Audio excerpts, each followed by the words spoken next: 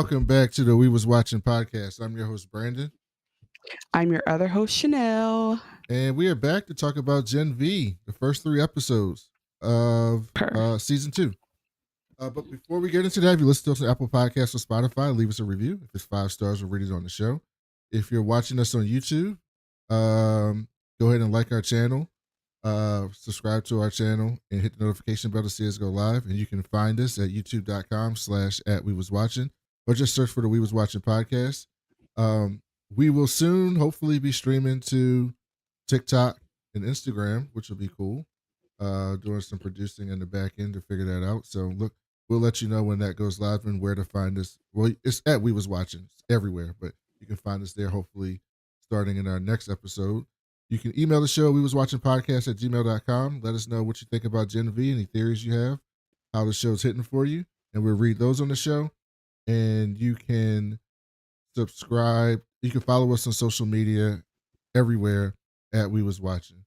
We also soon will have the ability for you guys to tip us. So you can tip us if you think we're doing well and you want to show support to the show. That'll be set up by the time we record next time as well. So just be on the lookout for that in the show notes or in the description of wherever you're watching it. And I'll see if I can find a way to put it on screen as well. But yeah, that's all we got going on. So Chanel, we have 3 episodes today. So I don't want us to be on here all night. So we're going to have to leave what we've been on to short. Okay? So it's just going to be you. I don't know how. You're going to have to figure out a way how. We're not going to be here for 3 hours. Well, did I see him before we recorded last time? Let me switch. Okay. Don't watch TV. All right, Chanel. What have you watched? Limited to one thing you've watched. What was the thing that you want to talk about most that you've watched? Well, because I went to see him since before. I haven't talked about that here. No, I'm speaking that next week. So don't spoil it, but you can talk about it. Okay, first of all, I'm going to come back to him to say, I don't know if you noticed anything new about my mic. No, I don't know anything new. It looks like a microphone. That's annoying. You don't see my mic box? Mm-mm. You don't see my mic box. It says We Was Watching on it? Mm-mm. Okay, you just don't see it? It's so weird. Yes, it's a weird choice. I mean, yes, and me. What kind of question is that? I'm looking at you on the screen. Of course I see it. Well, then say, yeah, it looks cool because I had to make this. I like it. And I'm going to send you one. I just forgot to put it in the mail. I love it. Okay, well, I need to make sure you saw it. You asked me if I saw it. Yeah, so why would I be like, do you like this? If you can, maybe you didn't notice. Anyway. Yeah, this is exciting. That Stormtrooper helmet behind me? Is it visible? Okay, but is it a We Was Watching Stormtrooper I'm just helmet? Making sure that you would be I don't know if you would notice that there's a Stormtrooper helmet behind me. It's in the mail. You're gonna get one, and you're gonna have one. It's gonna be very cool looking. I do love it. So annoying. I do love Thanks. It. And then big news, big flashy news. This is hot off the presses. A little while ago, Marlon Wayans accepted my invitation to collaborate on my reel where I did my 3-minute him movie review. And I'm not going to get into the review itself. I'm just sorry. What does collaborate mean? It's like when I invite you, when I make a post, and it means like it'll show up on his page and on my page. Oh, okay. So he basically really reposted me. I'm very excited. And he commented and called me funny. That's cool. So we're gonna get this Scary Movie 6 screener, no matter what we got to do for it. So anyway, I'm excited because one of my comedic idols retweeted me, but 2, something's going on here where people are like on a hate train on this movie, and I genuinely don't understand it. Like, I actually don't understand it because I'm like, y'all have never seen a bad movie before. Like, I don't know what people mean when they try to say movies are bad, because I'm like, you've never seen these. Like, there are whole podcasts about how bad some movies are. This movie is not a bad movie. I get if you don't like it, or I get if you have questions, but I just feel like, and this is all for Justin whatever, Justin T. This is all for him, because Jordan Peele didn't write and direct this, and everybody. I think there's just something weird happening where everyone's like, oh, Jordan Peele, he's done these movies. People make a big deal out of them. It's another one-word movie, so it must be great. It must be amazing, epic. But like, people had shit to say about about Nope, and about us. People had stuff to say about Nope and Us, right? Like, Us kind of lost us a little bit, and then Nope, people had to rewatch it to get it because it went over your head, and that's okay. I don't understand all movies when I watch them first, but there's nobody who can say watching the movie you knew what the fuck was about to happen next, because you didn't. You damn sure didn't. So it's like, in the same breath that you say, oh, I didn't understand, you can't say you saw it coming, because if you overstood it, that'd be different. But you don't. But you understand. You don't understand it. You understand. You get what I'm trying to say. And so. Yes. I feel like people are trashing it for that reason. The cinematography of it all is beautiful. It's a beautiful movie. Like, the filming of it all gave like Ex Machina and fucking Blade Runner, some shit. Like, it's definitely was giving very future. Like, it looked like a cool movie. You can't say anything to me about the editing, the wardrobe, and then when we get into the acting, it's like, they were both extremely believable characters. So I genuinely to this day am confused about what people don't like. I get if you could, I feel like the only thing I could acknowledge, because people have different brains. They could say, hey, the movie was well made, I just didn't like it. Or like, I was confused about certain things in the movie, but like, it's a film. Like, it's worth the hype it's getting.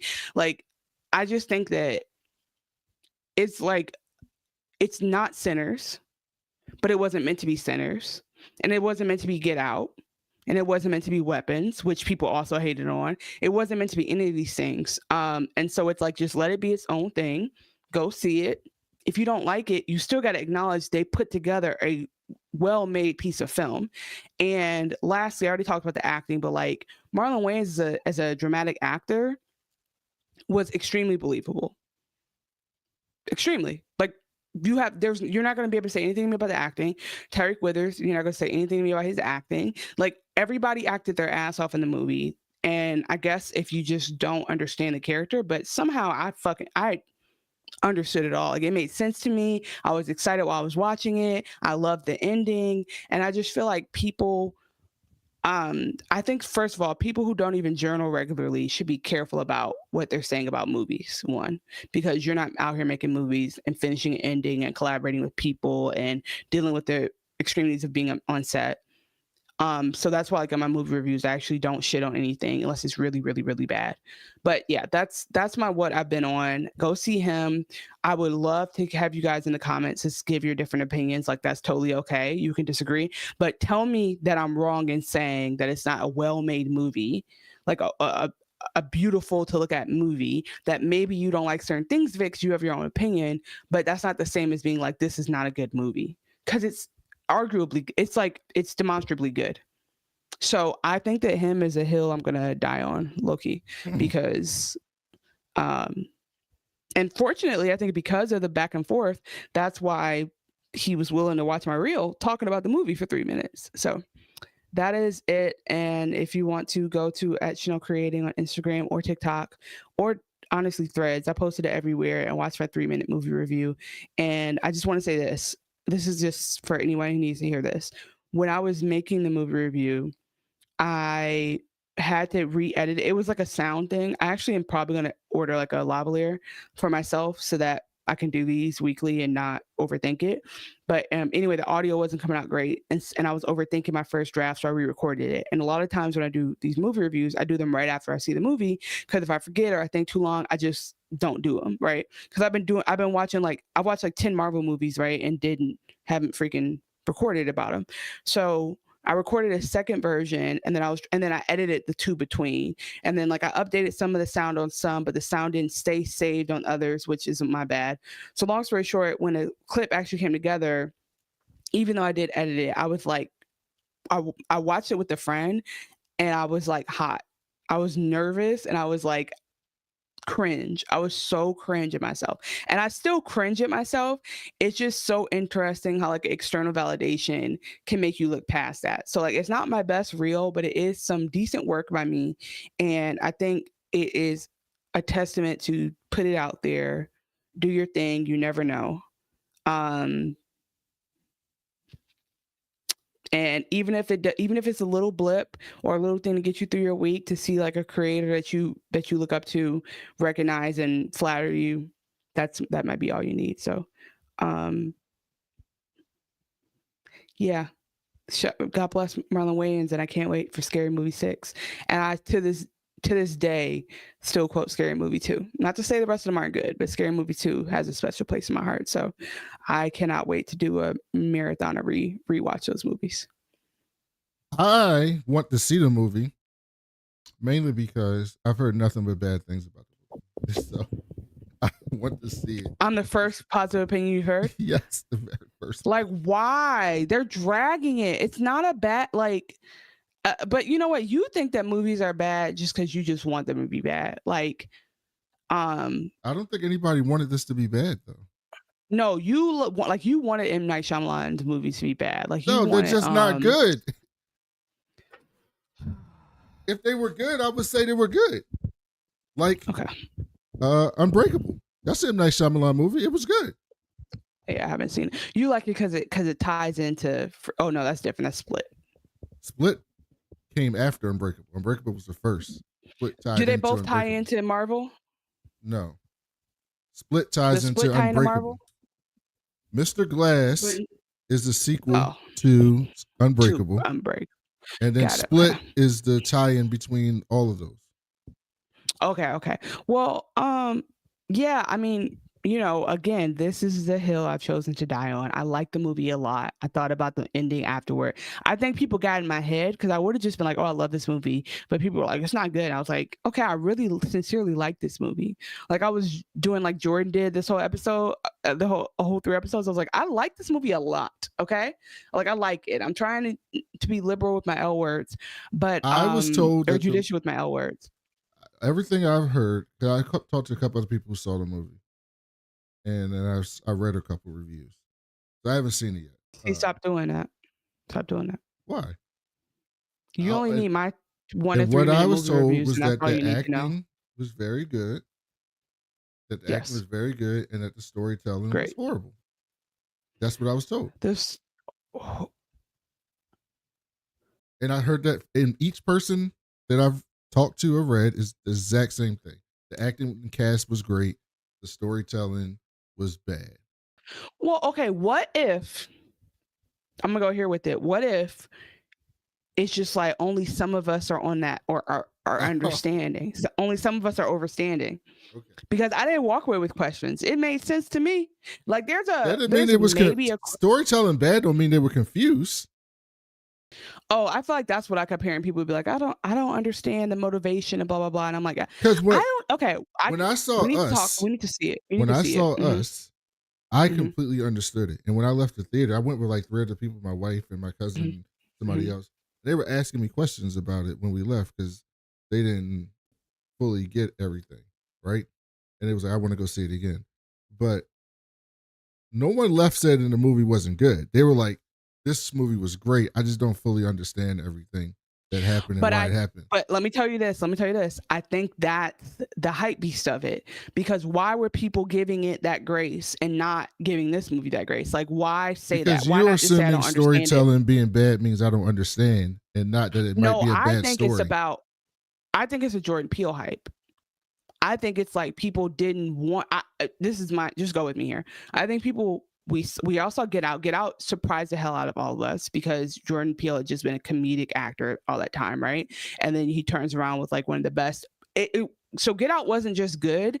Get Out helped us to voice something as Black people to white people that like it was a way to express something that we had been expressing the whole time, like much like politics of today, where it was like it's better to show you than to tell. It's better to show you than tell you, obviously, because it's not clocking to you. But then you watch Get Out and you're like, do you kind of get the metaphors here? Like, do you kind of understand the message, right? Do you agree with that? Yeah. And so I feel like people like then it was like Jordan Peele's on this pedestal, which agreed should be up there. I put him and my guy. Am I okay? Ryan Coogler and I couldn't remember Ryan Coogler's name. That's why I was blanking out. And then leave space for Ava DuVernay on the Mount Rushmore. I'm good, right? Like I think great writer director, no pawn there. But I think the second one people wanted to get it because you understood like, oh, there's some themes or there's some sci-fi in this, or like I might not understand it. So I feel like people fix their lips to be ready to say it's good. Like I'm not crazy because I know we all just saw Get Out, but blah blah blah. Would apply to and so this movie. Here. No, because this movie was not written and directed by him. But nobody knows I think that people do know that. That's been a big dialogue that people have had. I saw plenty of things say, hey guys, before you go in here, you need to remember it's only produced by him. And then people come. So I guess what I'm just trying to. If you Google him, like review or rating, everything is about Jordan Peele. All of it. New Jordan Peele production of him debuts with rough Rotten Tomatoes score. Jordan Peele's him. I understand that. Harsh review. Right. So but you see what I'm saying? View of it is that it's him. You think I'm misunderstanding. What I'm saying is that people know that, and people are talking about the nuance. You're seeing reviews, whatever. I'm not saying he's not mentioned. I'm saying that people are mentioning him, but they know that it's not his movie written and directed. I think that more people know that than don't, even though you would think, people don't know. That's one point I'm trying to make. The second point I'm trying to make is that I still think that this is very different. That like, even if this was his written and directed, this would be his fourth one. And then I feel like I just feel like there's like a mass like hypnosis happening where it's like a Mandela effect almost like in real time, because I do think that there was a different type of dialogue around Us, and there'll never be a dialogue like that around any other movie he puts out, because like I can't imagine that it's any different than Spike Lee's second freaking movie. Like I can't imagine that people didn't want to be like, oh man, this is great, but blah blah blah, and then by Harris or Lois you can be like, what the fuck, because he's accredited, right? You can't take that away from him. It's like if Ryan Coogler produced a movie and it didn't come out great, people would be like, oh, like it just Justin Tipling hasn't earned that, and I think that's a part of this. And then also I think people are just struggling to call it a good movie, and I think it's objectively a well-made movie where maybe like I didn't get the story, and I just think it's okay to say I didn't get the story. Maybe I need to watch it again. Week. But usually when what you're describing happens, right? Usually there's a dichotomy between the audience score and the critic score, right? When movies are like high level movies that like some people don't get, usually the critic score, but it's still a good movie. Usually the critic score is high and the audience score is lower, because the audience, the normal people who go see the movie will be like, I didn't get it. But the critics will be like, oh, that was such a masterpiece, next level thinking. It was so many layers. But not always. Blah, blah, blah, blah, blah. And so like for example, with Us, right? The audience score for Us is like 65%. The critic score for Us is 93%. Right? Right, but that's now. That doesn't mean that's the first weekend. Yeah, it was like that. I remember doing a review on it. That's back when I was a critic. Same thing with I'm saying that things but they fluctuate, and so I think it's a misnomer to act like all movies that I'm talking about, like or we're talking about right now, like where critics are harsh on it, come out like that. Like it changes. It's a dialogue over time. So all I'm saying is people on their first watch are saying this, and I don't love that this is a meaningful movie in some ways, and I don't love that people are like taking to hating to it instead of just being like, I need to see it again and see if I missed this or like whatever. Like I think that people are just very judgmental about stuff, and like this is a black male-led blockbuster movie produced by Jordan Peele. Like let's but if it's not good, I don't care if it's. But it's not. But there's no argument that it's not good. Not good doesn't make not good. What? That's what does. Good, I mean, 24% means it's not good. But not good is not what it is. It's not good. That's fair. I mean, I haven't seen it yet. Like, I'm just saying. Like I get it. That's what I'm saying. You said people said Weapons wasn't good, right? You were like, I don't Weapons. Love it. You were like, Weapons is what's the word? Controversial or whatever, right? But Weapons is like that's not the word. 94% on Rotten Tomatoes. But that's been going up and down. It's like at any given time, Weapons wasn't that when it first came out. That's my point. Is that like when you told me first about of all, it was came out 90-something% the week you went and saw it. and I didn't see it. I didn't see it immediately. I'm just saying the movie came out technically on Friday. I saw it on Thursday, and so it's Sunday. So I don't know if things will change. I don't know if people will go back and see it. I am I'm telling you that I do not understand people saying it's a bad movie. And I think because once we talk about it, I can explain to you the plot and you can very much understand it. And I'm just like, so I can explain to you the story and and when I explain it to you, you'll agree that's exactly what you saw. So it's like, if we can walk away with a similar understanding, then maybe the review should be a little bit more like, all right, I didn't like the story, like I felt like there were holes in it, than being like storytelling overall is bad, because like that's not accurate. Like there weren't major plot holes. There weren't major like. What I was reading is what people were saying is that the movie doesn't have it's trying to be something deep, but there's nothing there. And I think that's a lot to say. But the first time you saw a movie that has a lot of symbolism has a lot of symbolism in that you maybe need to go fucking rewatch. Kind of like, is it possible? It is possible. That's why I said I'm gonna go see, because I want to see. Because you know what they don't go see? They don't go see that white lady with the bangs kissing two white rich men and be like, you know what? I can't believe this storyline. Like we see these impossible movies about. We see these impossible movies that are not as diverse, and people do not go out of their way to have this type of dialogue. And that's just why I'm sensitive to it. And that's what I'm going to say. I love the movie. I literally would be happy to date and either one of the men leading it. Like, I'm just very happy with this film. And, you know, if I have a crush on someone in it, it was a good film. I don't walk away with crushes on bad movies. So don't know what to tell you. But you don't think any movie's bad. I do think I told you Meet the Blacks 2 is a terrible freaking movie. That's a bad movie. I almost walked out of that movie. That's a storytelling. That's a poor storytelling. So I'm saying, you're telling me that exists. You're telling me that exists and this is on the par? That it does not have to be as bad as that to be a bad movie. I think I told you. I went back to go watch Superbad and I was like, what is this? Meet the Blacks. What's Superbad? What's Superbad at? Don't make me have to just start. What's that Taraji? Right, this is how I'm gonna tell. This is how I'm gonna tell if you tell the truth. This is how I'm gonna tell if you tell the truth. I don't even know if I've seen this movie, but go ahead. Taraji. I haven't seen it. What's that Taraji? I promise. You're about to say that Tyler Perry. I never watched it. Acrimony. Did you watch Acrimony? I just said I knew before you said it. I never watched it because I don't watch Tyler Perry movies.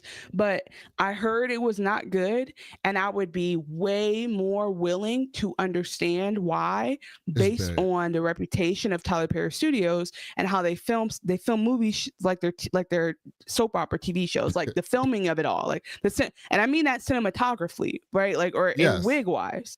Right? There were no bad wigs in this movie. There was no budget spared in this movie.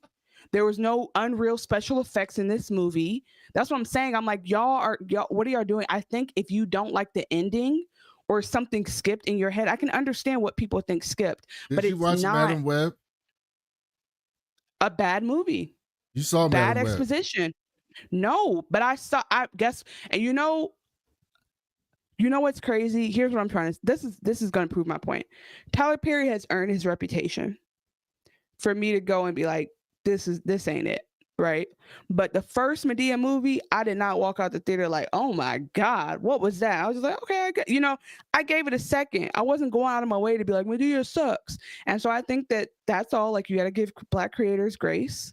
If Justin Tipping is not Black, then I'm just gonna. I don't know what I'm gonna do about this. I know you saw. I never asked you about it. Okay. Did you see the American Society of Magical Negroes? No, I didn't see that because they were cooning. Let's see. No, they weren't cooning. They weren't cooning. It was just. Well, they were cooning in the previews, so that's why I didn't. What's something I've seen that's bad? See, it's not that I've never seen a bad movie. It's like, okay. What I'm trying to say is this. Did you see Joker 2? I'm trying to think of the movies I gave bad reviews to last year. Did you see Joker 2? No, because people said it was bad. It was But actually I could, better than the first one in some ways. but I could understand if here. That's a great example because I can understand if someone said, "Hey guys, you just don't get it on Joker 2," because I'm sure Warner Brothers put their foot in the editing. I'm sure the story was fine, and it was just a stupid way to wrap around to Arthur not being Art not being Joker, right? Like I hear you on that. I was like, I think I'm good. They singing, I'm good. I think him is unique enough of a movie that you haven't seen it. Like you've seen parts of this and different things. Like I'm trying to think of what besides like Nope, because it did give Nope in some ways, and like the some of the imagery of the characters and like the costume, but oh man, I wish I had better movie references because I cannot tell you all like the most classic movies of these things, but we will talk about it. And I think that it's a movie that just maybe needs some time to appreciate, maybe need to let it breathe for a little bit. But I won't accept that it's a bad movie. I don't believe it. And you know what's a bad movie? You know what was a bad show? Superfly. The show with the Weeknd. I've never seen a show with him. Remember I told you I watched The Idol? Weeknd, the singer? Did I make you watch The Idol with me? No. Are you sure we didn't talk about Why the would you show? make me watch a bad show? But my point is, I was like, okay, I can appreciate that. I see what he's trying to do, but there are things I did not like. No, who did I talk to about that if I didn't talk to you about it? It wasn't me. I didn't even know he was in the show. The Idol wasn't great, but I watched it and I could appreciate he put some effort into it. Then he put out a movie that was really bad. It didn't make sense. That's a bad movie. If you're telling me then you know what? Maybe I just got on my thirst goggles because I can't see it. It's just people. Listen, I haven't seen the movie yet, so I don't know if I'm going to think it's bad or not. But some people like movies that aren't good. It's okay to like bad movies. No. I don't need that. I know when people don't like movies that aren't good. I can admit when a movie's not that great. Yeah, I do it all the time. I'm telling you, it's a good movie. That's what I'm saying. So I don't. When I used to do reviews, I would say something like, I'm not saying you're doing this, but when I used to do reviews for real, I would say like, sometimes I would say, the movie was not a good movie, but you will enjoy the movie. Like it's a good movie to go watch, but it's not a good movie. And then sometimes it's the reverse. Like sometimes the reverse, like Logan. Logan is a great movie as a film, like telling stories, acting, etc. It's a horrible X-Men movie in the context of the narrative. And I think Logan was a little bit boring. It was a little bit boring. But it was a good film, like in the context of like, pick up on that and see how if somebody walked out of Logan was like that was terrible. You'd be like, okay, that's not a nuanced way of talking. Well, that's about the thing. This Nobody said Logan was terrible. It's like the highest rated movie they've ever done with superheroes. You said it was bad. Yeah, because I was judging it because I was judging it in the context of the other movies. People who watched it were judging it in the context of its own movie. Yeah, I mean, I gotta be honest. Like, I didn't love all the Iron Mans when I rewatched them, but I tried to see the good in them. Like, I think it's just like, do you want to be an asshole about it? Then I can say a lot of stuff is bad, but I just don't think that's necessarily. There are people in threads being like, "This is a bad movie." I'm like, y'all are going too far. You're losing credibility with me. Well, I can't now, wait mind to you, see like I said, because I want to see it. As an independent filmmaker, I don't shit on people unless they deserve it, and this does not deserve to be shit on. And for many reasons, getting treated like it's getting treated like it's. And that's why I'm mad as hell. I'm mad as hell. And what's the movie? What's the It's from Diary of a Mad Black Woman. What? I'm mad as hell. Damn, I used to quote this all the time. Speaking of Medea, okay. Well, look, you're the one going on and on about what we was on. I was gonna give a quick little thing, and no, I'm not bitter. I'm mad as hell. That's the quote. I'm not bitter. I'm mad as hell. That sounds like a Tasha Smith quote. Is that her? No, that's from Diary of a Mad Black Woman. Tyler Perry movie. I don't think so. This is Elise Neal. Oh, that was Elise Neal? Okay. So I'm going to No, see I the just said the movie. wrong actress. That's upsetting that I just told you the wrong actress. I mean, Nah, it's because not a that's bad like guess. that. Now that was racist, Kimberly Elise. Kimberly Elise. I mean, By the no, way, that's though, not racist. At least it's in the name. but do you know who was in? Guess what? Elise Neal was in Logan. Case closed. Conspiracy thread tied up. All right, so let's next. I'm gonna watch it next week, and then we'll talk about it, and we'll see. I need you to if catch I up. agree. You still haven't seen Weapons? No, I haven't seen Weapons. You're gonna have to spend a whole day in the movies. Why are you doing this to me? I need you to catch up. Weapons just didn't interest me, but I kind of want to see it after you talked about But it. I need you to watch it for the show. Put it on your taxes. This is a work expense. All right, you're trying to wait for everything to go to streaming. Let's run through Gen V. We're gonna go a little quick, but focus on the most important parts of each episode, because it's 3 episodes, and then we'll be back on our normal weekly episodes after this. But before we get started, Chanel, were you happy to have Gen V back? It's cool. It's cool. Okay, that doesn't sound so exciting. See what I'm saying? So I'm hype about one thing, and I'm not hype about everything, and that's important. That is important.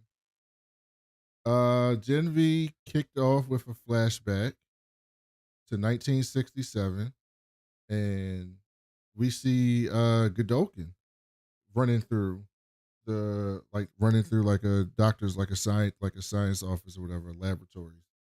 By the way, in the boys comic book, Godolkin is an allegory for Xavier, for Professor Xavier.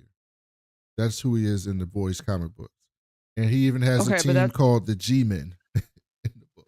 Okay. I mean, it's interesting though, because like it's such a different it's such a different take in the show. Yeah. And so he's trying to get into a room called the Odessa Project. And when he gets in there, this other scientists just shot themselves up with something. He's like, this shit wasn't ready. Like, what the fuck? And they all look at him like, I don't care, we did it. And then they just start spitting up blood. One of them spontaneously combusts. Another one has a creature come out his ass. Like, it was all bad. Like, it was fucked up. They all basically died, and it set like some carbon monoxide or something off. And Godolkin's trying to get to like the fire alarm, and he couldn't get there. And it was all bad. It was not a good look. And so then we go and we get this scene, which I actually have. I have 2 scenes between these 3 shows, but I thought this one was both a good recap of where we are and also really funny in the context of the show and today. In a nation rocked by chaos, division, and outrage, superheroes are under attack. Notice how they think Maeve is dead. They still think she's dead, but she's not dead. Victoria Newman was the victim of a deep state conspiracy hatched by the treasonous Robert Singer and Starlight, who still remains at large. But Victoria Newman did not die in vain. Her death inspired President Calhoun to entrust the safety of superheroes to Homelander himself. Godolkin University is where you can join the fight.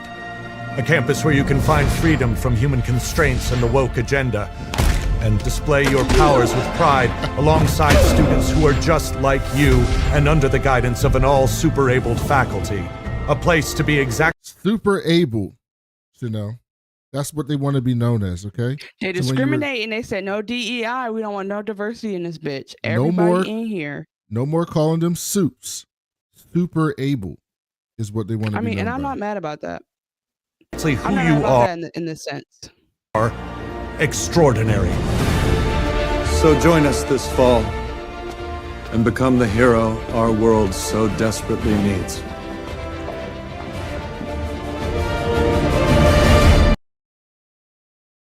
So we get that PSA basically letting you know where we were, what happened to boys, Homelander's in charge, and now we're back at Godolkin U and ready to go. So we cut to the prison, and Jordan's in solitary confinement, and they come in and take his ass, or them, I guess we'll say in this context, take them to an armored truck. Emma is there already, and it must be a long ass ride because they fell asleep in the back of that truck. And the door opens, and it's fucking Cate. And Cate says, "Where's Andre?" And they're like, "You know where the fuck Andre is?" And she's like, I don't know what you're talking about. We were trying to go fast, and so we need to actually say this because we talked about this when it happened in real life. But Chance Perdomo passed away, unrelated to filming, and was very sad and very tragic. And so I was curious about like how they would address that because they had to basically write off a core character, right? Like the very last scene of the first season was them all stuck in a room together. So I was curious how they would do this, and I think that they honored him very well. And I have to also think that they genuinely enjoyed working with him because of the way that they chose to like build so much of the dialogue around him, right? Like the first 3 episodes were very strongly about him. He wasn't just like a person who died in a struggle, and they like moved past it. And so hopefully he feels honored by that legacy. But yeah, like this is like one of the saddest, most like saddest losses in one of the shows we've ever podcasted. Do you think they had to write him off? I think they had to write him. I think they had to write off his character. I think that I have to assume that they were planning on him being in for seasons to come, right? Because they might have been killing his dad off, but maybe who knows if there's a cure to what the polarity family is going through, right? So I like to think they written it in because his death is so laced into everything now. And I think what I can appreciate in a weird way is that they were able to write a story that's very consistent with like what was laid out for his character before. So I think I do appreciate that they didn't like make up a weakness for him kind of thing. It was like, oh, like this thing would happen, and this character would also use that death and use that weakness to help other people, and this is all valid kind of thing. That's what I took away from it. I don't know. What did you think? Well, I just meant like, could they have just recast him? Do you find I don't think you do that to with be? a I don't know if if people find recasting disrespectful or not. I do. I find recasting disrespectful to yeah, I find it recasting disrespectful when somebody passed away. Like I think, recasting when you fucked up and you shouldn't have, scream the N-word at people during an open mic set, yeah, that's crazy. Like you need to go and we're just gonna put somebody else in your spot, right? But I think that recasting, like just use that. That's God telling you to write another story. Switch the story around, tell it differently. Okay. Yeah, that's fair. So then, because you can tell, like in the very first episode, the title card is for Chance, Yeah. and they have a character at some point saying how they wish they had said they loved him, and I just feel like they're writing a lot in there for him to not have been somebody they really enjoyed working with. I just can't imagine that he was an asshole, and they're like still doing all that they cared about him. Yeah. So Cate is upset. She claims she didn't know shit about Andre, but she got them released to come back to school, dog. Y'all can come back to school. But y'all got to do this press conference. We got these prepared notes for you to say. And the PR lady, because they have an all suit staff, she is super able, but she has like a stinger coming out her butt, and you can't touch the stinger. She's like, or both she's a you wasp. and her gonna die. She's either a wasp or a bumblebee. Whatever one dies after it stings you. Because she keeps saying, I don't even know if it's touch a stinger as much as it's like, if you incite me to use my stinger, I will die. It seems like wasp rules. But she's so annoying. Like, I know you'll probably, we're going to talk in high level, right? So, because there's a scene later where she's talking to people and she just coughs stuff up. And she has a mason jar with her for it. And she coughs it up. She goes, oh, it's honey. She goes, you want some? No, bitch, I don't want the honey that you just coughed up out of nowhere in the middle of talking to me. So she's definitely just like a human wasp. And it's very clear that her weakness is if you touch that stinger or you piss her off enough, she will kill you and her. So they go to the press She's an conference. alum. By the way, she's an alum of Good Oaken. So like now we're seeing all these random people come back and they're like alum or like different soups because of the non-DEI mandate. Jordan's parents are there, and they don't Fake want no ass. parts. I mean, they still acting like, you know, they don't agree with them. That type of acting. And so then they make a statement. They basically said they were wrongfully accused. That's why they were locked up. They're glad everything's cleared up, and they blame it on the anti-soup group. Like these anti-soup groups were out here causing troubles. They're the ones that actually did it. And then Cypher gets up, gives a speech like, "Don't trust humans. It's time for humans and race traders like Starlight to learn their lesson." So we go back to the dorm. Okay. Real quick, what did Starlight do? I forgot. And I didn't Starlight watch the turned on recap. Homelander. She Oh, didn't yes, want to okay, yeah, support. yeah. She didn't want to support the soups.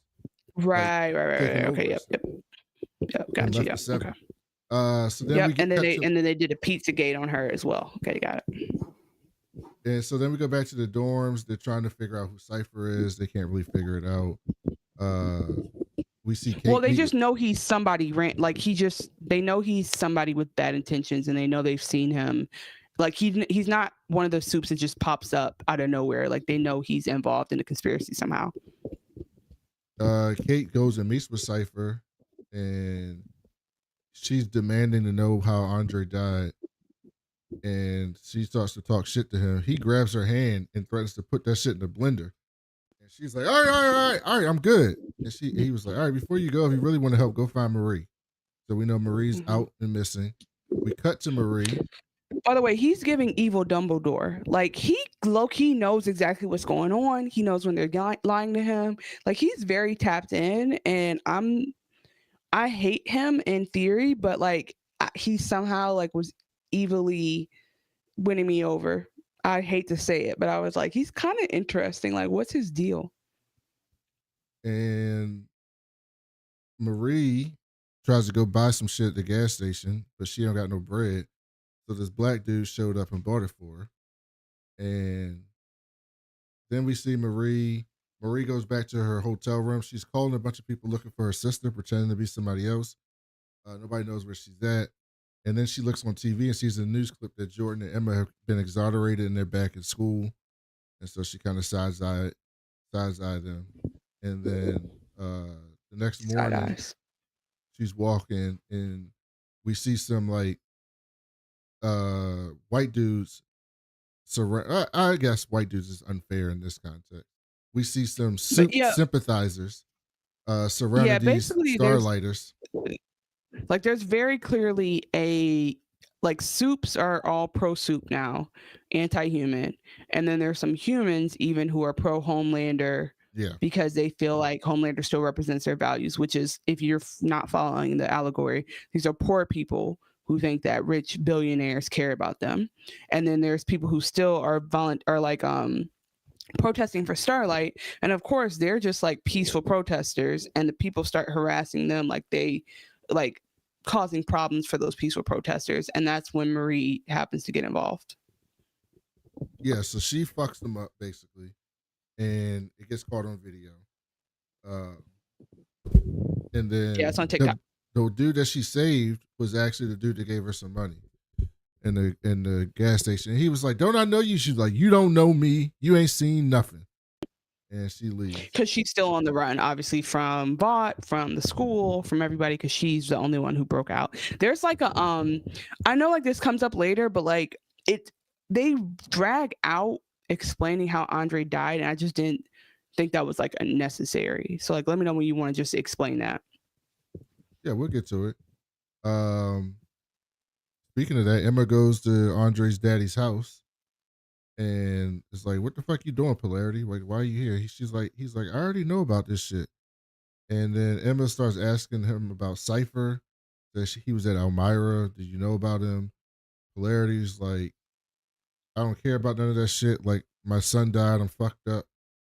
And he gave her some advice, like, get as far away from that school as you possibly can.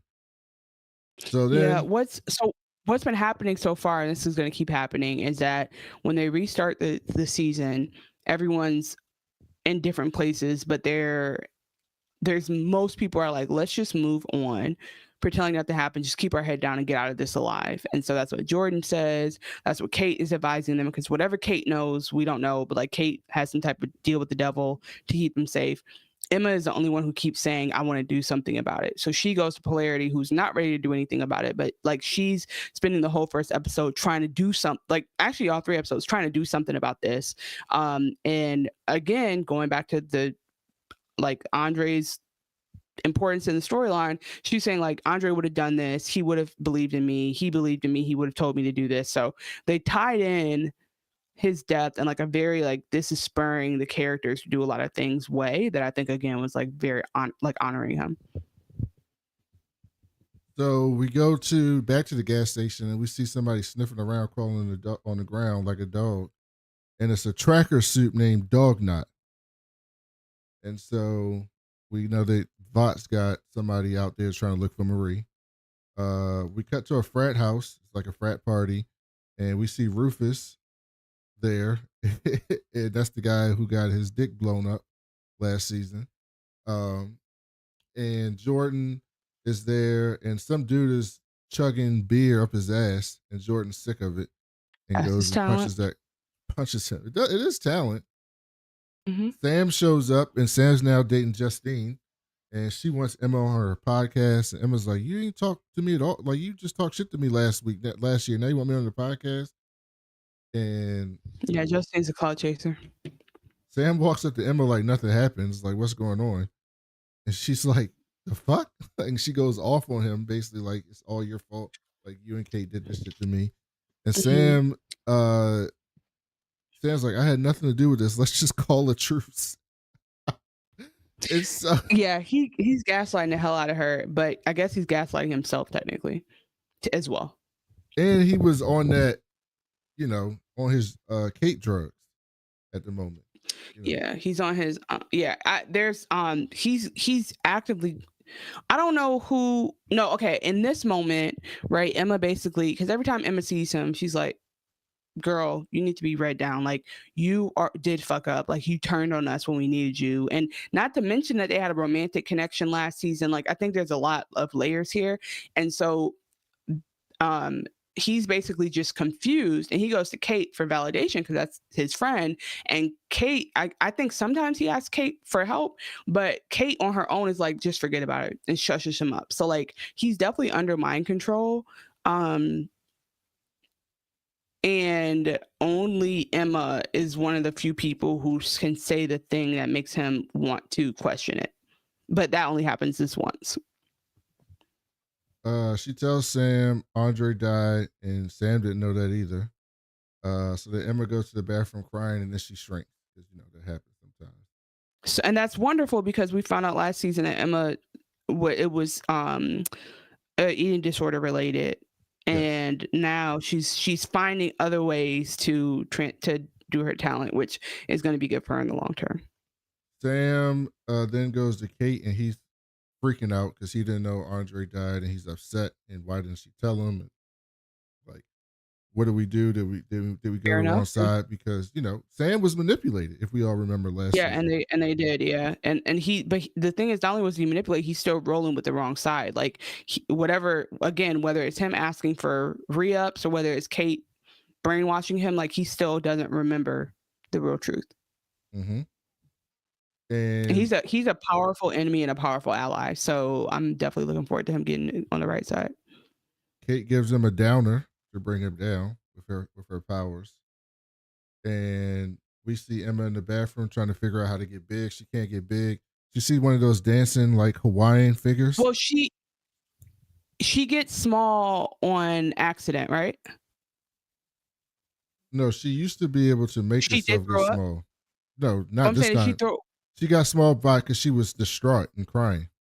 Right, exactly. So I'm saying like she's trying to get bigger, but the thing is she got small without trying either. Like so again, this is like I think we did just say this, like it's her first time figuring out she can do the power the other way. But what that also means is she does not know how to undo it. And so she takes the little figure's outfit and goes and plays beer pong. And she's the pawn. which might probably is fun a little bit. I don't know. Diving in beer sounds disgusting. Yeah, I mean, but when you're in college, maybe you were less concerned about discussing. So then we go to Marie's hotel room. She's trying to wash the blood off from whipping those dudes' asses, and Dognut shows up, breaks down. They get into a big ass fight. He's trying to stab her with like this needle of some sort. And right before he can get to it, Starlight shows up and fucks him up and saves the day. And Starlight tells they're leaving. Starlight's basically telling Marie, we need your help. Like, you got to find out about this thing Godokin was doing, Project Odessa. Someone at Vought is restarting the problem. And she's like, why do you want me to work on this? Like, I'm just trying to find my sister. Like, I don't want nothing to do with none of this shit that y'all got going on. I just want my sister. And Annie said, you're a good person, a hero. You can't stay out this fight forever. So, and she lets her make her own decision. She leaves. Annie says, like, this is war. And I think that's an important way to think about framing this whole season. Like, even though those kids are back on campus and like hiding in plain sight, they definitely are very aware that like this is time for them to actually take a stand. And I just can't get over how shows these days are just right on the nose. Just like absolutely on the nose. So back at the frat party, some dude is talking to Emma about some nonsense. And it's a clip. He's talking about how he knows Jacob Elordi, the main guy from fucking the Zendaya HBO. Zendaya HBO, she's on drugs. Oh my God. Euphoria. Thank you. He's talking about Euphoria, and he's talking about how he does. I don't know if you should, but it is she has some acting in there. Her and Coleman Domingo has some acting in there that I can't get over. But she basically she's like, oh yeah, Jacob doesn't do his own voiceovers. It's like such a stupid thing, but he's just trying to be impressive. We're gonna keep seeing that like side character. I think he's kind of funny, but basically the whole time she's just bored because she's just trying to ignore what is going on, right? Like her and Jordan are just disassociating basically. It's a clip about the home, I forget what they called them, the home teamers getting attacked. Emma realizes it's Marie. She's still mad. She's still small, but she runs and goes against Jordan. She's like, Jordan, it's Marie. Like, let's go. So they go back. It's a very cute scene of her carrying the iPhone across a party as a little thing. And Jordan's like, yeah, Marie left us. And what happened to Andre wouldn't have happened if she ain't leave. And Jordan is salty, and so Emma says, fine, I'm going to go by myself. And Emma said, Andre's and Jordan is correct, because if we were kind of messing around last season and then we started doing some superhero stuff to try to fight the bad guys, and then you just dip on me, I'm definitely talking shit about you too. Exactly. I agree. And Emma's like, well, Andre's the first person to believe in me, so I'm going to go find Marie for Andre. And then Jordan's like, fuck it, I'll come do it. Like, she got guilted into it. Yeah, because even though I'm mad, like I'm not about to just be like, all right, bye. So, but there's a little scene where she took the phone because she was looking at the TikTok, and then she's like, oh fuck it, I'll just use this guy's Uber account to go to Weehawken, New Jersey to pick her up, and that just comes up later. They asked the gas station guy, and they're like, they're gonna her right there, and so she behind them. They run out, and they're like, Marie, what the fuck? And they tell Marie Andre's dead. Marie didn't know that Andre was dead, so she's kind of upset. And then Cate shows up, and Kate's like, look, I'm just trying to protect you. Like, I know what happened, but there's some real fucked up shit going on that y'all don't know about, and the best place to be protected is to come back to school. And they're just like, so fuck here's you. my problem with her. Yeah, like, you know how they're going to react to you because you betrayed them, like you're not to be trusted. So you cannot keep asking them to trust you and just believe you.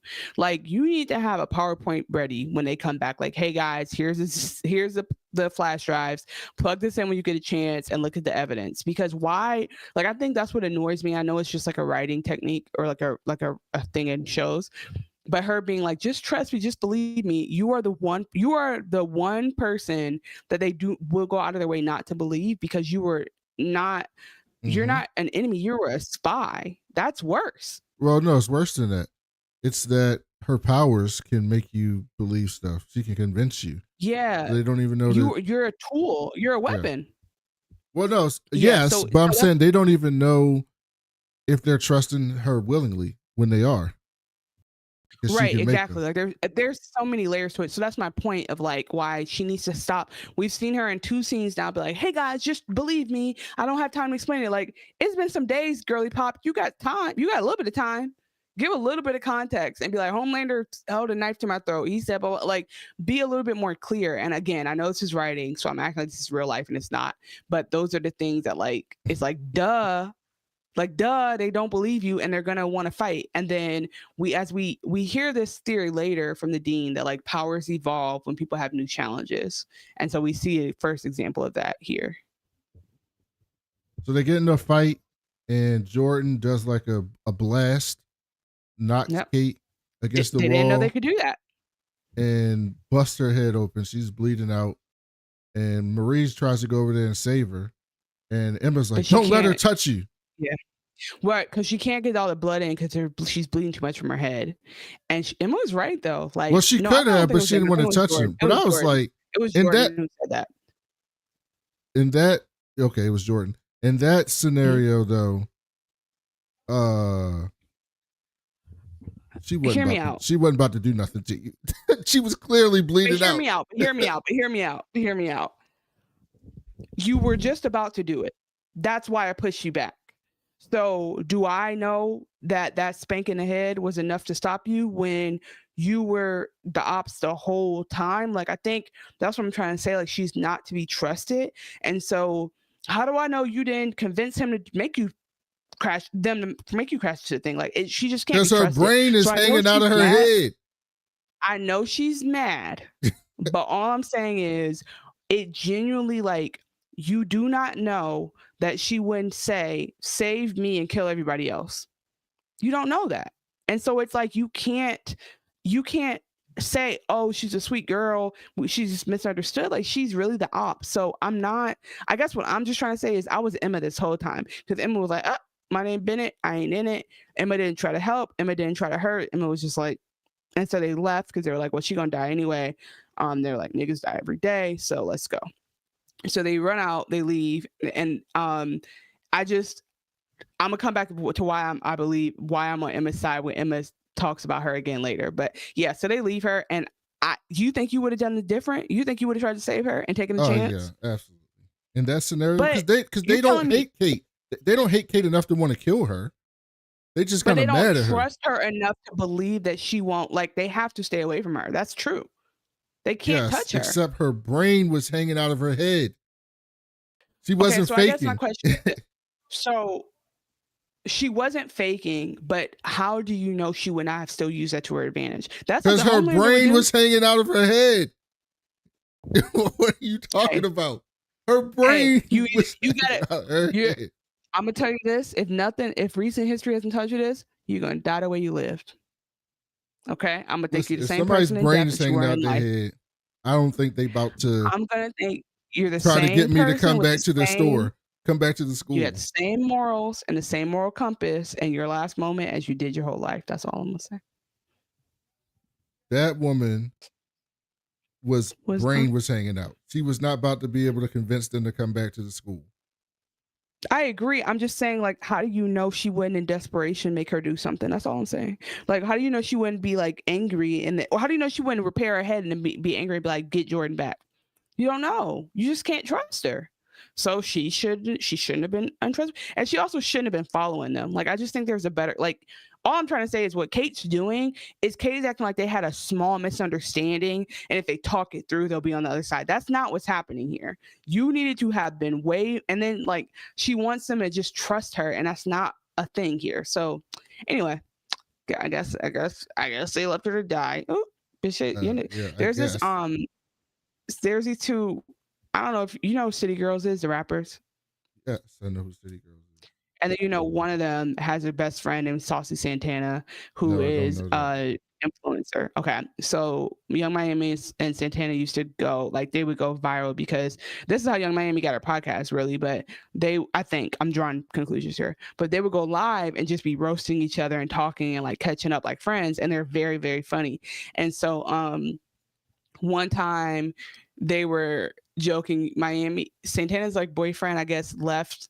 I don't know, like got him an Airbnb or something, and like all he had was like Dominoes and Gatorade in the crib. And Young Miami was like, "Your nigga left you for dead, ho." And that's how I feel that they did her.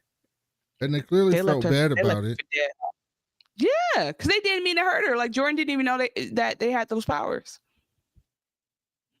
So then we go to episode 2, and they are basically doing TikTok, and Emma's like, look, they're making Marie tell people that she's back and she had a mental health journey, and that's what got her back to where she's at. And it was Emma recording. And she says, "My health journey is healed. I am done crying. I'm back." Like, it's such bad acting. She's like, "I can't do this." And Emma's like, "Godolphin is the safest place." So now Emma is saying exactly what Cate said to her to get Marie to come back. I think Cate wasn't never wrong. It's just her thing was she doesn't want to tell them why. And that's where she's missing the mark. Like, she's correct. The safest place is the most visible place. That's 100% true. Because if Dog Knot had gotten her in the nick of time, she would have been dead in a thing, and they would have never told her story correctly, right? But like, if she's able to be vocal and be on TikTok and be walking around campus, they can't. Vought cannot attack her. You see what I'm saying? That's what Cate said. Right, but Cate keeps being like, "You guys don't understand. There's some other stuff going on. Like, what is that other stuff?" Explain it. She's not telling. Right? Yeah. Okay. Yes. That's what I'm trying to say. She's being way too vague. I got you. Because she has context. She put the deal together. They don't know none of that. So it's like, I think it would have been a stronger argument for Cate if she had sat them down and be like, "I need to catch y'all up on everything." But instead, she's just like, "Just trust me. You want to be here." But also, I think Emma was just going to say that either way, because Marie is for sure. And maybe it's not safer at school, but she's safer when they're all together. They're all safer together. Mm-hmm. Because Marie ass got caught by two soups. Two Vought payroll soups found her ass in that Motel 6. So Emma, she's down at Rizola. Jordan is like, "No, we should run. Get the fuck far away as we can." And Marie's like, "I didn't know Andre would try that." And Jordan's mad that she left. So then we come back to God You. Everyone, because the narrative here is that they tried to break out, or Marie broke out, and none of them could break out. So she inspired the rest of them, even though they were salty she didn't come back. And so Andre then was like, "Let's get us out." So they explain it, the details of it later, but they just keep mentioning this escape and that Marie's out, and they're trying to piece it together in a weird way. I think it's fine, because what they didn't do was they didn't do the Madam Web exposition of just explaining something and not letting us, like, they acted it out, but it was just a little bit convoluted. So back at God You, everyone on campus is watching Marie's video that she's back, and she meets with Cypher. Cypher welcomes them back, says, "All right, you can stop acting like you're being nice to me. I know you want to jump over here and kill me if you could. I get why you're upset, but," he said, "Your guilt is Catholic masturbator level." That's what I'm saying. Part of me is like, he's cooking. Like, for him to be an evil genius, I said evil Dumbledore, very, very clearly a young evil Albus. Cypher tells Marie. You don't know who Dumbledore is? I know who Dumbledore is. Oh, okay. Cypher tells Marie about Andre's. No, because I understand pop culture reference, even if I didn't watch the stupid movies. No, actually, I did watch the stupid movies. Mike made me watch those stupid movies, and I watched all of them except the last one. If you didn't read the books, you don't understand that reference truly. Because Dumbledore was that nigga. And so him being evil is like a real big ups. But okay, keep going. So Cypher tells Marie about Andre's condition, which is true, and shows her Andre's medical conditions. Tells her, "Keep the files, I'll give you some closure." And wants Marie to keep an eye on Emma and Jordan. says Cate got attacked, but she's still alive and she's in surgery. And Murray's like, she's in surgery? Yeah. And the way that he says it is low key like, I know y'all did it. So just so y'all know, put a word on the street. She's still there. So watch y'all backs. That's literally what he's saying to her. That's why I'm like, what's his game? So then we see Sam watching a report about the attack from Firecracker. Wait, I have a theory. Okay, what's your theory? What if it was his sperm they used for Project Odessa? I feel like Marie would be much lighter skinned. Whatever.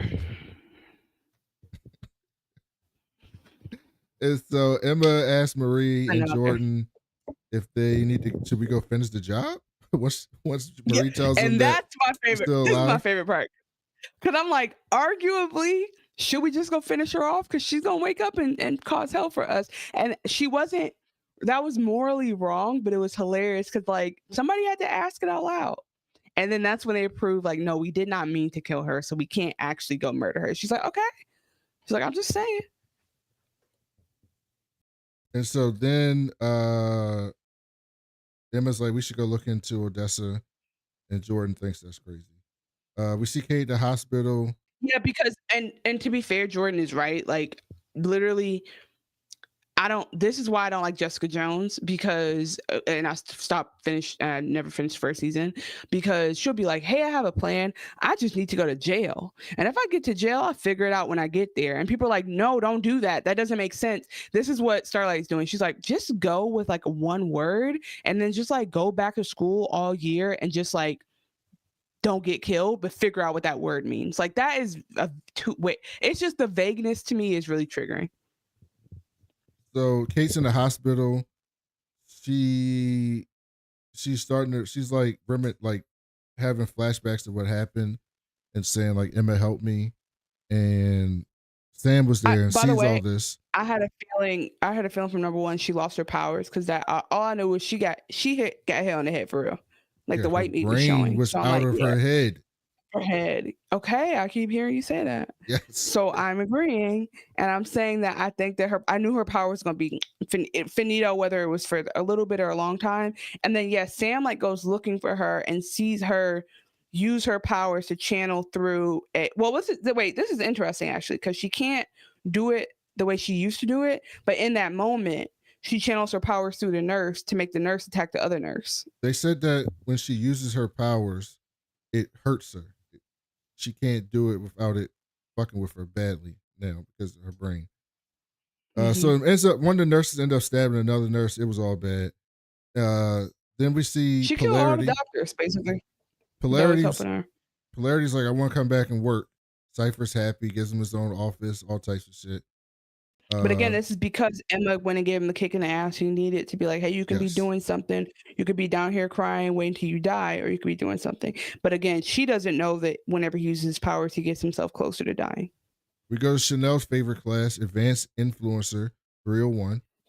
And I wish I was better at it. I swear I wish I was better at it. And this is fascinating, because basically God U is business school, because they're basically like, hey, y'all, he says it later in the season, and it's just like a very important quote. I'm gonna say early.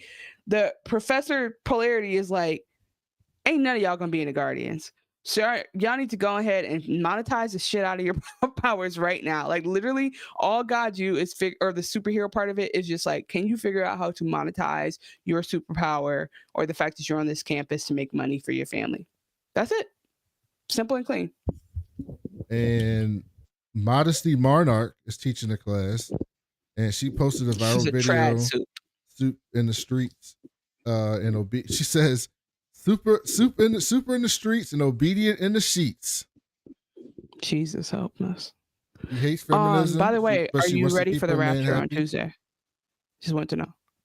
No, I'm not ready. Yeah, I'm not ready. I gotta. You know what? The good news is, though, I'm not paying any bills. I'm just gonna let them. You know what I mean? Okay.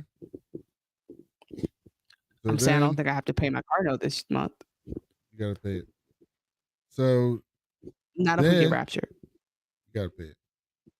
So then the first assignment is to create a video and address Cate's attacks. And she talks about how feminism is ruining the country and we got to get things back to where it is. And she walks up to Emma. She's like, look, your superpower is to convince people to do stuff. And you have the biggest following of anybody here in this class. So I want you to make a video talking about the Starlighters need to be gunned down. And Emma's like, I don't really want to do that. And she's like, listen, this is not me saying it. This is what the dean wants. And remember, you have to think about your priorities. And so Yeah, I don't know if we'll see Modesty Monarch again, but this scene was actually very interesting to me because everything you just said is what happens. But like, so she's representing the alt-right in a way, and like the women of the alt-right, and she's like, yeah, this is what I think family should look like. So there's a lot of indoctrination happening at GodU, and also it's very clear that I think for the most part, we can assume the soups that are on the faculty right now are part of this conspiracy to some extent, right? Like it's not that many people working there who either they know Vought is bad or they just don't care and they want their money. So I thought this was very interesting. And her reminding her of her priorities is basically her being like, they're going to send you back to jail. So you need to get with it and get to streaming.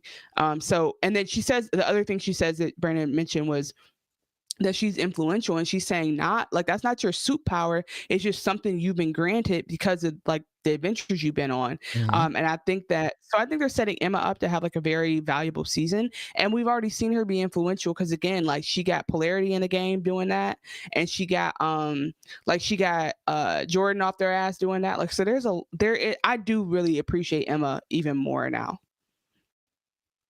And then we go to Marie's dorm. She was doing some TikTok prayers for Cate. And Jordan is reading about Andre's condition. Marie tells Jordan that you're lashing at me and it's not going to change nothing. And that's when the PR lady comes in and spits the honey out, like Chanel talked about. So then we go to another class, Hero Optimization, where Cypher selected a special group of students who have unique powers. Says none of y'all know how to use your powers, but once you do, you'll be able to move up the rankings real fast. And this class is going to help you. Also, he talks about how like being really challenged will unleash new powers. Going back to Jordan, unleashing that power unknowingly on Cate. So he's not wrong, but like this is absolutely child labor laws like out the window. And well, they're not children. Okay, human endangerment. Like the whatever he owes to these kids is absolutely out the window because he literally locks them in a vault with a nigga named Vought. What's his name? Vicor. And Vicor has like a sledgehammer and he's like, who wants to choke on my hammer? And I'm like, what is going this show?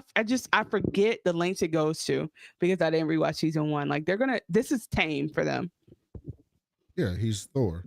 He gets in a fight, he beats the shit out of most of the people there. He's less Thor. He's more. Did you ever see the David Harbour as evil Santa as a kick-ass Santa movie?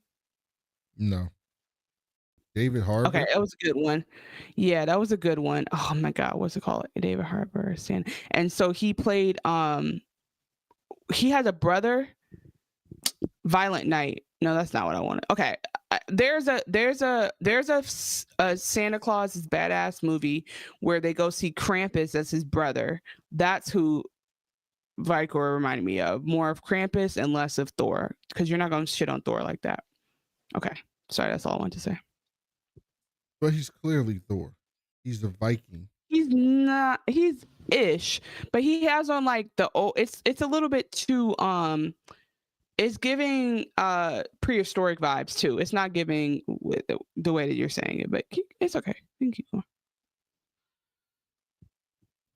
And they beat the shit out of everybody, but Marie and Jordan figure out how to beat them to get to the button, and they do. They stop the button. Cypher tells them, "Your power levels aren't fixed. You can level up. You aren't students. You're soldiers, and will fight for the cause." And so then we go to God You Cafe. Rufus is there being a dick to the barista because there's a Starlight poster behind her. She don't really know where that shit's coming from. Polarity shows up and asks if she's been popping drugs to Emma. Emma explains what happened and asks why are you here. Polarity's like, we need to talk. Polarity tells her he had to get off his ass to do some shit, and he's here to stop Cypher and he's gonna kill him. And Emma's like, why don't you like Andre said you the smartest person he knew. Why don't we like figure some shit out before you go scorched earth? How about that?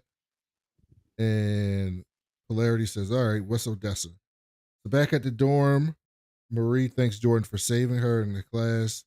She starts to get undressed, but remembers that they had a thing. Marie asks if it was a mistake. Jordan's like, it wasn't your fault. They kind of make up and get back on the same page. Jordan says it was easier to be angry with Marie than to be terrified of losing her.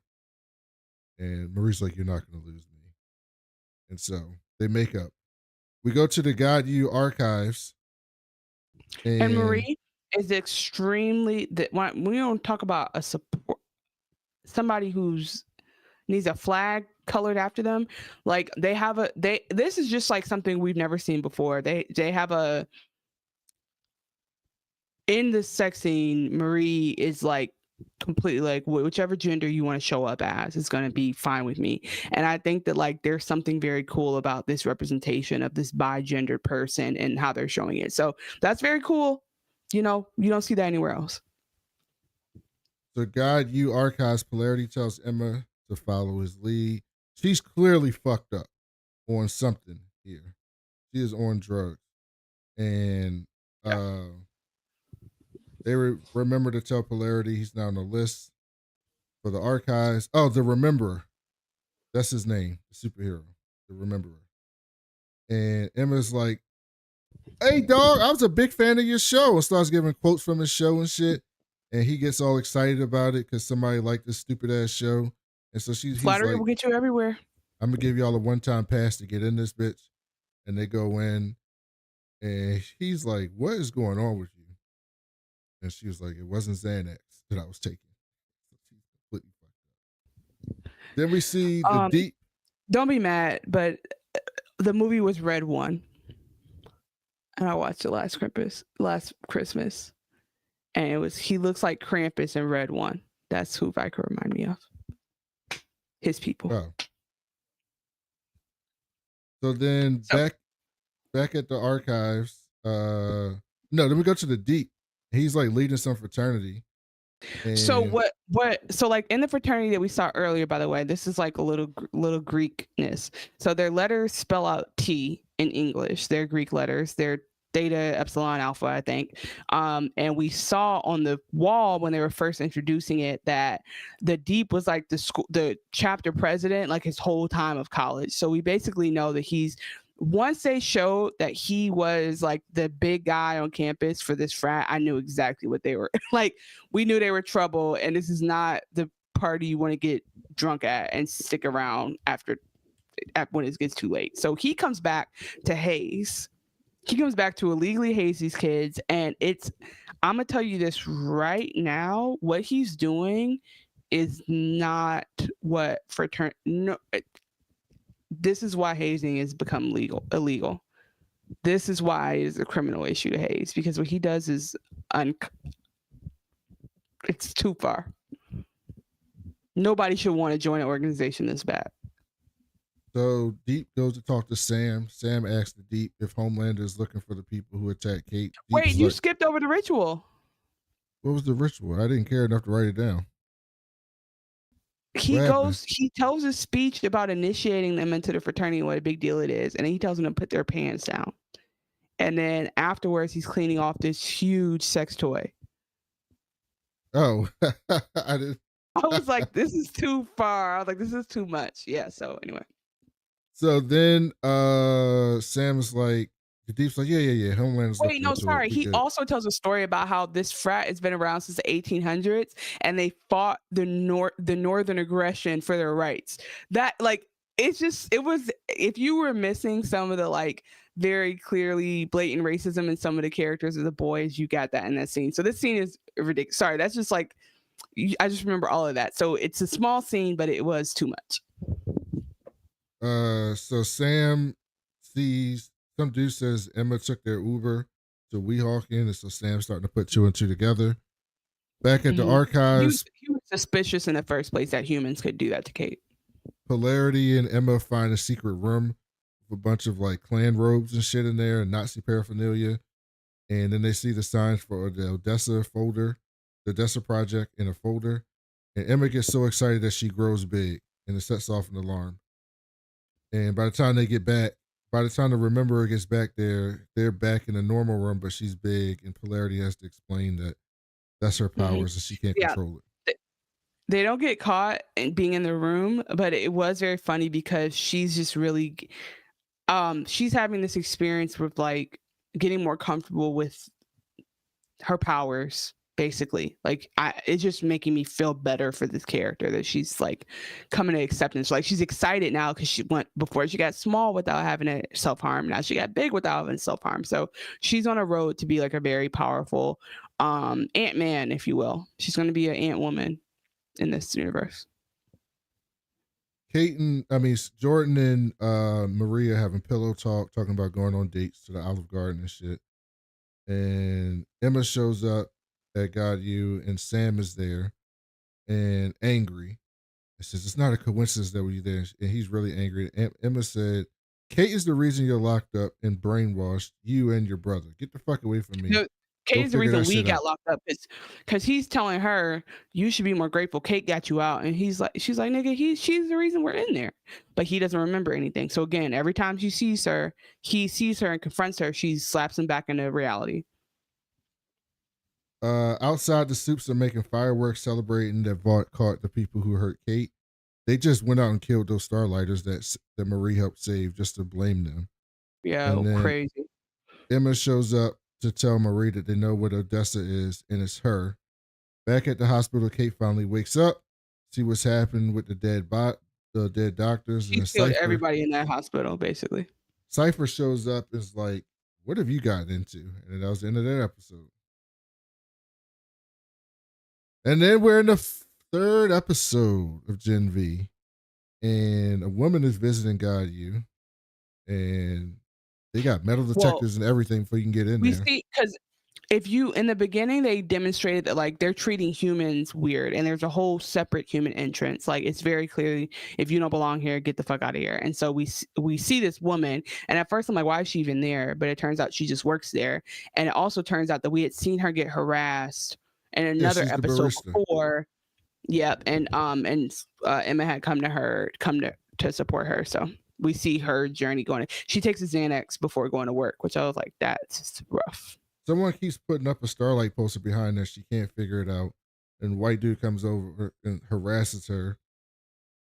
She gets blamed for it. With a Snowflake Homelander t-shirt and spits in her tip jar.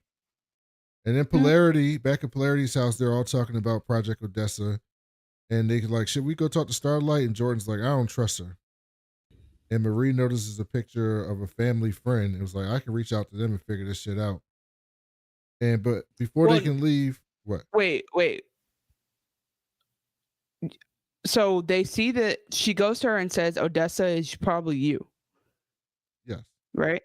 Okay. I feel like that. It's like such a big moment where they're like, bro. Yeah, like, we said that before the end of last episode. Right. And then she's like, they're looking at the photos of her and they realize they see her aunt and she's like, okay, I'll go do that. I feel like it was like a bigger build up though, because like they just have a lot of dialogue now where they're like, what is like this has to mean something, because we had just been sent on this goose chase to figure out what Odessa is, and we find out actually like the prophecy, it all circles back to her. So there's just a lot of like, this can't be a thing, so I'll go to my aunt to see if it is a thing. But we very clearly in the audience know it is a thing. So then he's like, Polarity's like, Emma, I'm concerned about, what happened the other day. She's like, oh, you saw my titties? It happens. I don't care. He's like, no, I'm not talking about that. I'm talking about you getting big and like that just out of nowhere. Like, are you all right? And taking them drugs? He's saying because the way she got small, her old way. So she threw up like in 3 garbage cans enough, she says. Oh, okay. Yeah, and so he's like, you good? Because he's had to see that too. So he's just checking on her. Jordan asks, when's the last time you spoke to Pam? Marie's like, years ago. Pam wouldn't talk to me. She tried to adopt my sister. And she says, I was relieved when it didn't work out. Yeah. And then Marie asks, should we talk about I'm saying I love you back when they were having pillow talk? And Jordan's like, yeah, but not right now, and dips. So then Marie goes to text Pam. Back on campus, we see. And I'm just like Marie. I'm like, I don't care what's going on, but can we talk? Because you got me feeling anxious. Like, and the crazy thing about the human brain is she can be dealing with all this other stuff, and in the back of her head, she's just like, do they not love me back? Like, that could be what's going through her head is more so than the fact that Dog Knot just came and almost whooped her ass. Kate's back, and she's wearing a Scully, so everybody tries to wear Scully to be like Kate. And the PR lady shows up and tells Vought, got a new wig for you. It's about to be fire. You won't even see them scars on your head. She says it's from the same Norwegians that they get the Beyonce wig. So stupid. I just said it because Beyonce's wigs are premium. So that is a big deal if she can get Beyonce wigs. Marie, Emma, and Jordan run into Kate. She kind of like passive aggressively says, "Oh, it's weird. I gotta see my enemies." You know, what would you do? They all have like Emma's like, "Oh shit," and Jordan's like, "Oh, let's just avoid her." And Marie's like, "I don't give a fuck. She shouldn't have came. She shouldn't have came." We go back to hero optimization. Marie beats somebody's ass. They end the session. Cypher welcomes Kate back and tells them if humans ever got together and organized against them, they're fucked. There's way more of them than 10 million to 1. He then dismisses the class except for Marie and asks Marie, why do you cut yourself? She's like, that's why I've always done it. Cypher's like, is this some type of self-harm? And she's like, no. And Cypher doesn't believe her and basically says, well, I don't know if you have to do that, and kind of makes a reference to Angelina Jolie. Insult. Yeah, he says you're being her in Girl Interrupted, which was like the movie where she played a character in a mental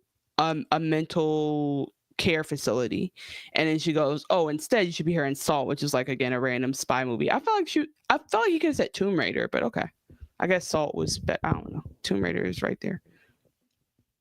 So then Gone in 60 Seconds is right there. Like there's so many movies that are just Mr. and Mrs. Smith is right there.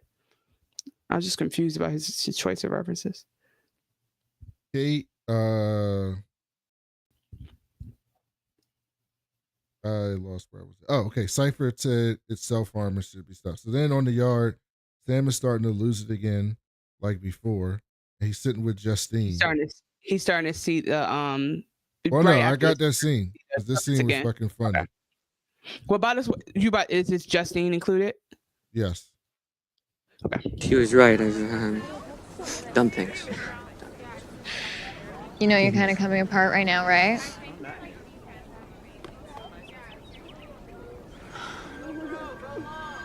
I hope you don't think that I'm gonna be the one to hold you together. You've heard He the saying, sees one of the other students. I think that's true too, if you're only mildly interested in them, Sam. So, we're done. Okay? Yeah, sure.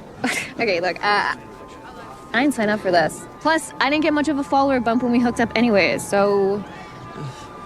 Wait, pause it. So he starts to see one of the students as a puppet, and that's why, like, as she's talking, he's like, because he's spiraling back to his original state of mind, and so that he's acting very well right now, by the way, because like you can see him just like slowly devolving into it. And she's such an asshole, but I actually was just so relieved that she's not in the picture, because I'm not saying that I want him and Emma they have to be together, but I am saying that was a slap in the face for him to be like paired up with her immediately after that. Like that hurt as much as him turning on her, like him having this new random girlfriend who's just there for clicks. So, but she's objectively hilarious. She's like, you know how like you love someone, you let them go. Like I'm definitely about to dump you because I don't even like you that much.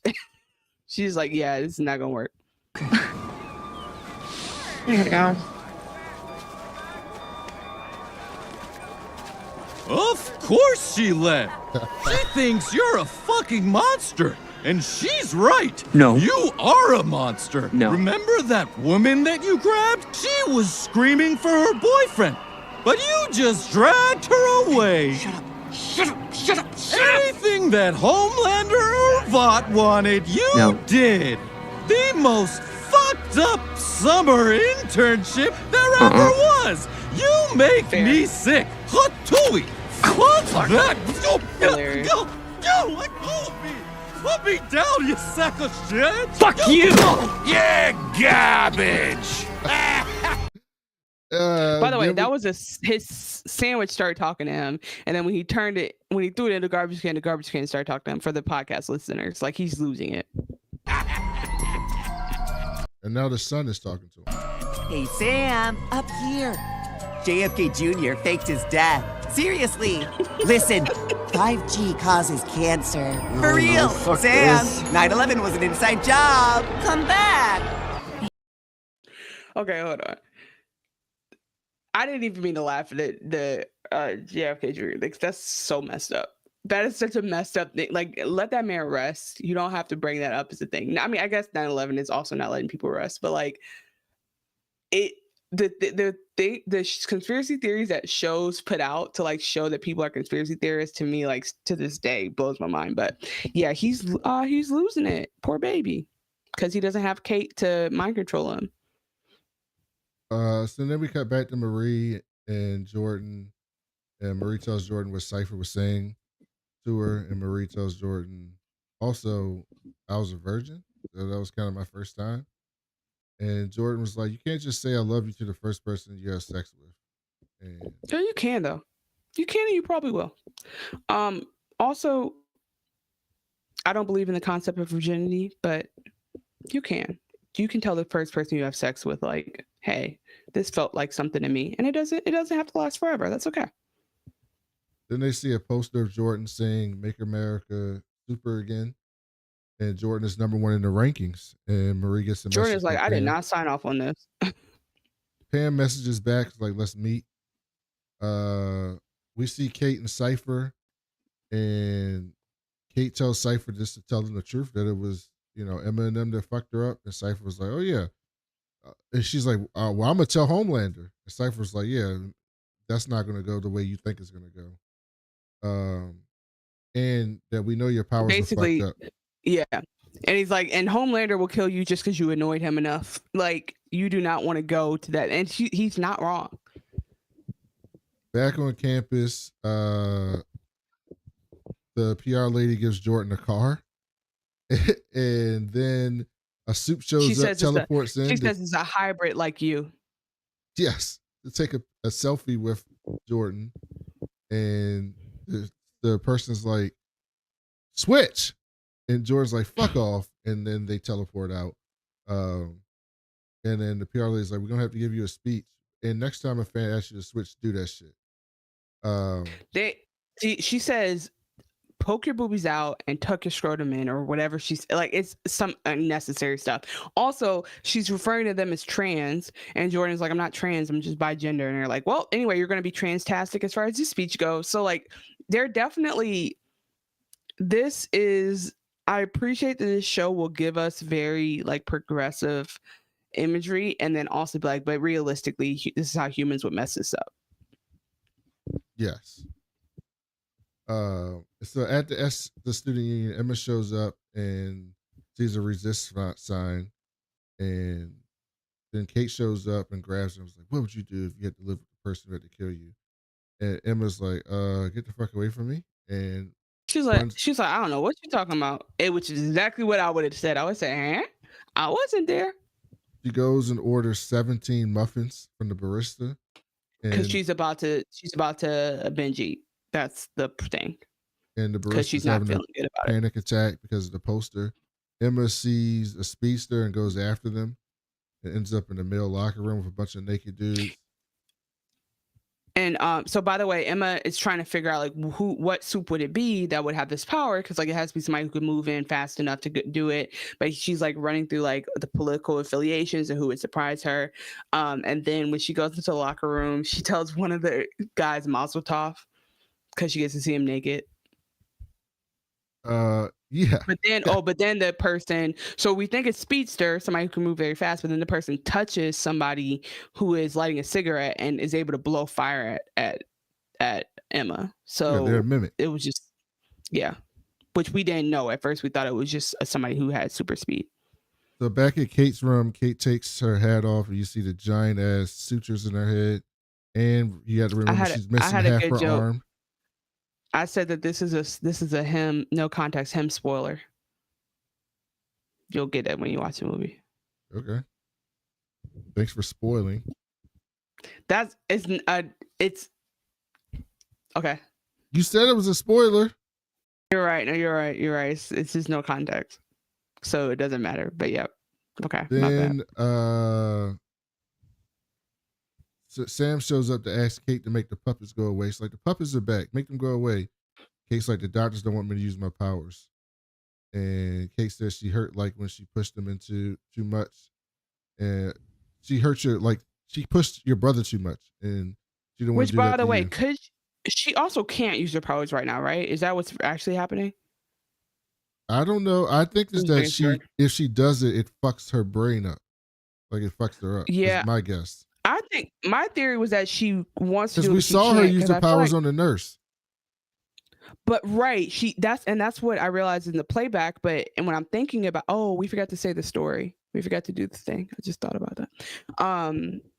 But we'll do it next time. So the nurse thing I think was involuntary because I feel like she tried to do it to Emma and couldn't. That was my theory. And then also the arm thing, because like the wasp lady is like, why does your arm feel weird? And we find out it's like a fake arm, like she lost her arm somehow. No, she lost her arm last season. Marie blew her she arm been off. lost her arm. Forgot about that. So thank you. So long story short, my theory is that she can't do it right now, or she would have even tried a little bit for him. And so instead she tries to make up a reason and be like, I can't do it, or it'll hurt me too much or whatever. So that was my theory. So then Sam storms out and starts destroying shit. Jordan comes in. They get into a big ass fight. And Jordan tells Sam to calm the fuck down, let somebody help you. And Sam's like, I just want to forget. And Jordan says, your brother loved you and would have been there for you if he wasn't. And this is gone. very, very important because Emma and him had this special connection and that was broken. So Sam is kind of losing it. Because at first I thought Kate was just mind controlling him without his consent. And then you realize he's using her to self-medicate. And so it was very nice that somebody who knows him well and isn't scared of him is like, bro, just calm down and talk about your feelings. And so we see Marie at Pam's, and Marie's trying to get her story together before going in. She takes her knife out like she needs to cut herself, and then she puts it back.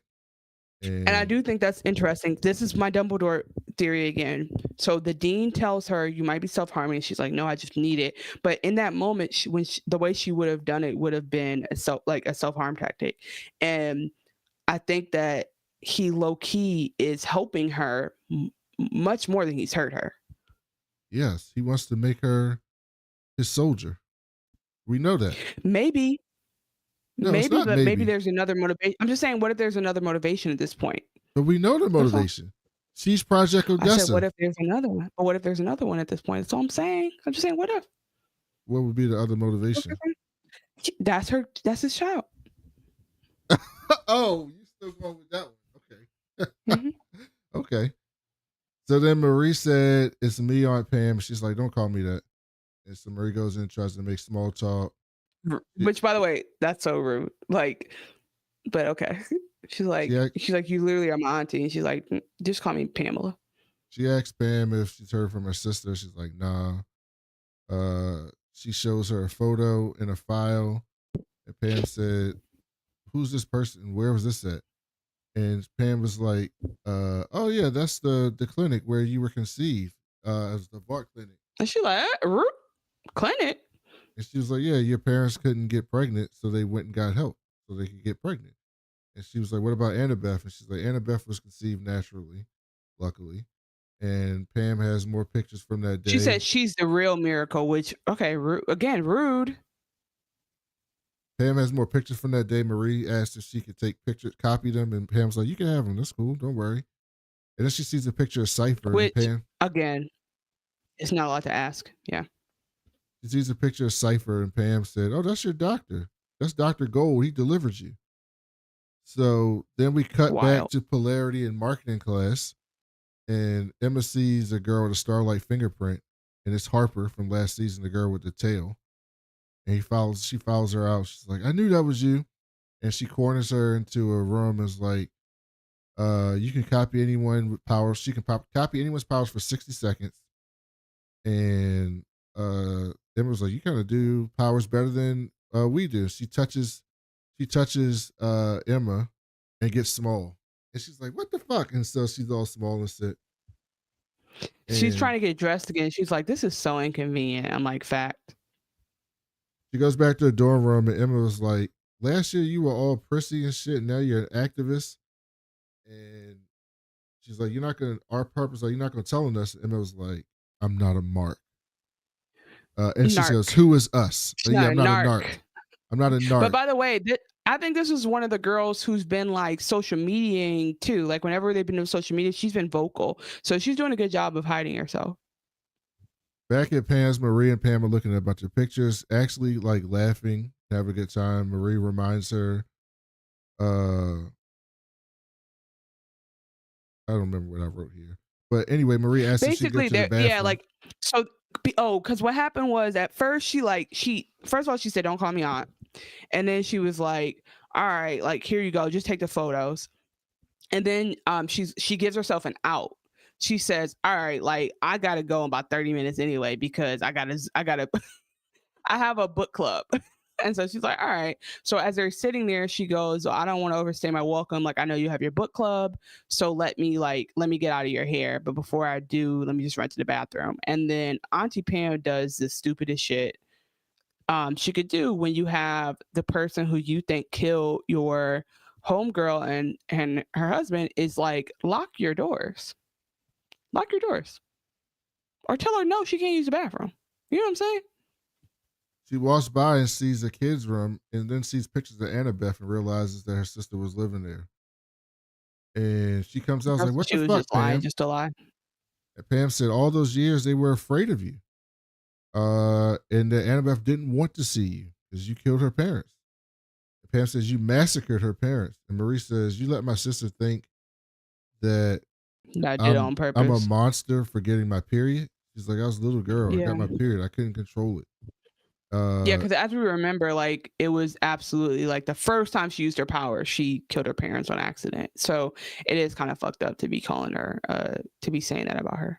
She said, "I love my parents, but they did this to me. It's not my fault." It says, "I'm finally coming to grips with that," and leaves. Yeah, because like either way, she did not choose to have powers, and they chose that for her, and then they did not warn her about that, so she did not have any opportunity to not use that to hurt her parents because she didn't know it was happening. So to like even if their motivation was like they just wanted a baby or whatever, I do think that like obviously they didn't deserve to die or anything, but I do think that it was just like as we know a very tragic accident, and I think she's done her best to like take responsibility for it, but to some extent she's like no, I'm just gonna be honest, like this is fucked up, like I shouldn't get the brunt of this. We see Sam and Jordan calm down, and they're watching the fucking Muppets and smoking weed, They're reminiscing. watching the Vought Muppets. It's like letter V or whatever they call the Muppets. Sam says he would give anything for 5 more minutes with Luke, and Sam asks what Jordan would say to Andre if they could. Jordan says they would tell him they love him, and they never got a chance to do that when Andre was around. And Jordan asks why doesn't Sam go home? And Sam said his mom is scared of him. It's like when you fuck up everything, like your mom's kind of scared of you. So then He's like the school, the church, the neighborhood. Like clearly, Sam did a number on them. Because when we met Sam, he was he was in that prison. So yeah, like Sam's a Bamf.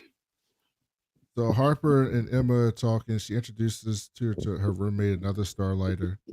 And they're like, we're gonna go spray paint the Homelander posters. That's our big plan. And it's so hard to scrub it off. And Emma's like, I'm just gonna say this. Don't take it the wrong way. That shit is stupid and useless. Y'all could be doing so much more. That's what she said. That is what she said. That's what she said. And Emma said we shouldn't be sabotaging signs. We should be disrupting shit, breaking shit. And they were like, we not like that, Emma. Like we're not heroes. That's not what we do. And Emma said, I used to think like that, but someone believed in me, and now I'm gonna pass it along.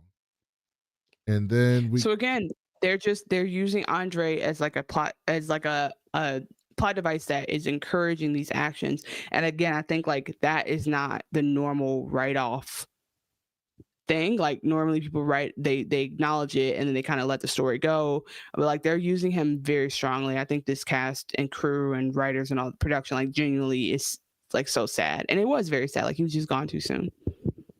So then we go to the ranking event, and Cypher comes out and gives a speech. They're celebrating the 60th anniversary of the school. What did you think was going to happen? Because you know it was the last 10 minutes or so. What did you think was going to be the twist at the end of this episode? I knew exactly what was going to happen because of all the things that Jordan's been talking about this episode. I was like, Jordan's clearly fed up.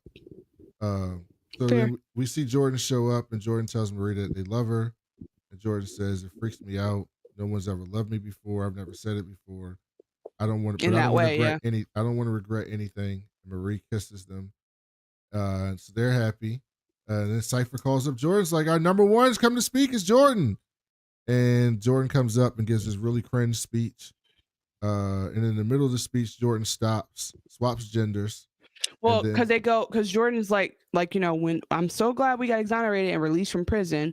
And they're like, damn, they really had us locked up in prison. Like, I think it's just like the mention of that really knocks it all into place. Like, I literally got locked up in this prison and would have been there forever if it had not been convenient financially and politically for these people.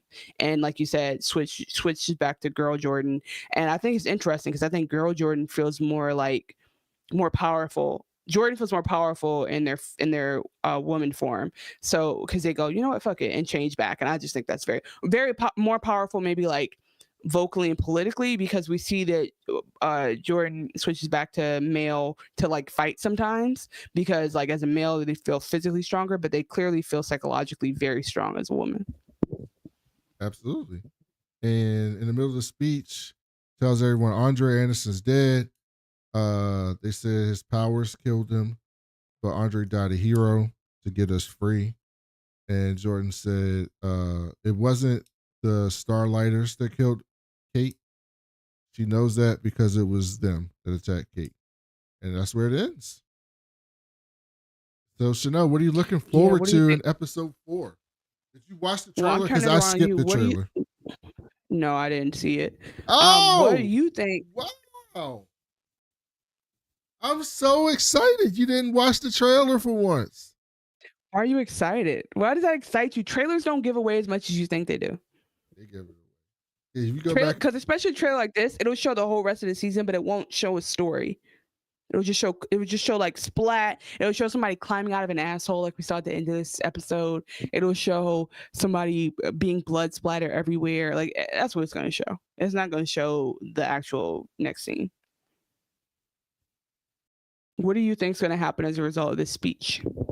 Because, I mean, first of all, we start to see the dean crawl off the stage, and I'm like, yeah, they're about to shut the internet off. Like, nobody's phones is exporting data for a second. Like, they're clearly about to, like, quiet this down, but I'm curious where you think we're going from here. I think they're going to call it fake news. They're going to say, like, something's wrong with Jordan, and they were going through something, and then they're going to threaten them and try to make them come out and deny it.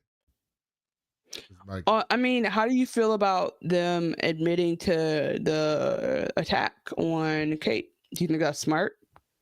No, I don't think it's smart. But I think it's noble. Sometimes noble things are not smart. It's also funny because, like, the whole time, Jordan's looking at Marie, and Marie's like, no, stop. Marie's like, don't do that. Please don't do that. Marie's like, yo, we had figured it out. Okay, she's uncomfortable. We're uncomfortable. We're just pushing through it. But yep. So anyway, they are like, nah, I can't do it. And I think again, this is a good kudos to this show that they had written a season 1 so strongly and their characters are so well understood that they could base so much action off of what Andre would have done and said, and it feels real. It does not feel contrite. Like the idea that Andre died like this, Andre died knowing he would die, knowing he would his power would only do so much to get us out, knowing that Andre believed in us. Like that's all canon. Like they didn't have to make this character super nice and super great to do that. So I think it's just like an example of really wonderful casting and a really like once in a lifetime performance by Chance Perdomo, and continuing to honor him every time they're like, yeah, Andre wouldn't have stood for this. And it's like, that is saying Chance wouldn't have stood for this. And so I really, I didn't know I had no idea how they would change everything. But it was, yeah, and it's driving the whole story. Like now I'm curious of like, were they all gonna break out and it was gonna be like, hell yeah. But now is it like more defeated because of this? Like I'm just curious. And then Sean Patrick Thomas is playing his dad as Polarity. And I think like I'm glad they have him in it. Like there's a lot of cool stuff going on in this show, just like from a representation standpoint, from how it's tying into the boys and like the whole what cinematic universe is this? Will we just say it's the boys? Yes, the boys. So okay, so TBCU is being tied together here. You know, like there's just some. I love. We've seen the Deep. We've seen Starlight. Would love to see if I think we get Black Noir at some point. We'd love to see who else we get from the 7 in here. Maybe we'll get a Maeve cameo. Maybe Lamplighter died. R.I.P. But you know why I love Lamplighter? No, I don't. You have a crush on the actor? He's the same actor. He's the same actor who played Iceman in the original X-Men movies. How do you not put these things together? Anyway, before we go, I meant to do this in what we've been on. Yeah, it's like a 1 minute thing, but we got release dates for the next 2 Game of Thrones series. So A Night of the Seven Kingdoms. A Night of the Seven Kingdom is a spinoff. Okay. That is in January, and then House of the Dragon season 3 comes back in May. I'm tired of those shows. House of the Dragon's back. Well, guess what else is back? Or I guess I know you're excited about that. What else is back? Go ahead. What do you want to say? I was going to say, we got a full trailer for The Chair Company. Oh, maybe I'll watch that. No, I'm not going to watch it because I want to be surprised. But I mean, you don't know what you're getting yourself into, and exactly. I think you're gonna watch the trailer. But I think you're gonna watch the trailer and be like, well, "Why are we recapping this?" Which is why I'm not gonna watch the trailer. I just want to watch the show. Okay, fair enough. But yeah, I want to be surprised. So we'll be back. Yeah, we got cool stuff coming up. We'll be back later this week with Peacemaker episode. Yeah, because we gotta get that in. We'll be back with Peacemaker episode 5. We'll be back next week for episode 4, Gen V. Remember, the rest of the season is 1 episode a week, like normal. So no more 3 episode drops. So we should be back next week with episode 4. And anything else before we go, Chanel? Guys, would love to have a lot of discourse in the chat about him. If you go see it, you can dialogue with any of us through DMs, messages, whatever, mentions on all the apps. We Was Watching is across all the socials, and then also like again, Brandon, his stuff's inconsistent, but what he wants you to follow is in the notes. My stuff is Chanel creating all throughout. Really excited for you guys to help share our content so we can get out there, and I'm gonna keep working on clips. I promise. It actually is a good amount of work. So working on clips again. If anyone ever has a passion or is like curious about it, wants to help, let us know. That's really that's it. Please leave us a 5-star review so we can read it on the show. You can do that on Apple Podcasts. Spotify doesn't do comments, but they don't do reviews with notes, but you can give us 5 stars there, and you can comment on any of the episodes through Spotify. YouTube obviously is there for all your comments. We love the rewatch crew and people coming back to tell us what they thought. Like, please, if you're watching this right now, just leave a comment. Just say, hi, I was here, so we can remember you forever, because it means a lot and it helps our algorithm. We are at like 344 subscribers. We're trying to get to 350, which is our way of trying to get to 500. So please subscribe if you can. That's really it. Thank you, Brandon, for putting together all the streaming stuff, and because we're going to do more formats next episode, and I'm excited to talk about Peacemaker, which is one of my favorite shows right now. That's it. So welcome back, Gen V. Welcome back, Marie Moreau, and all our problematic faves.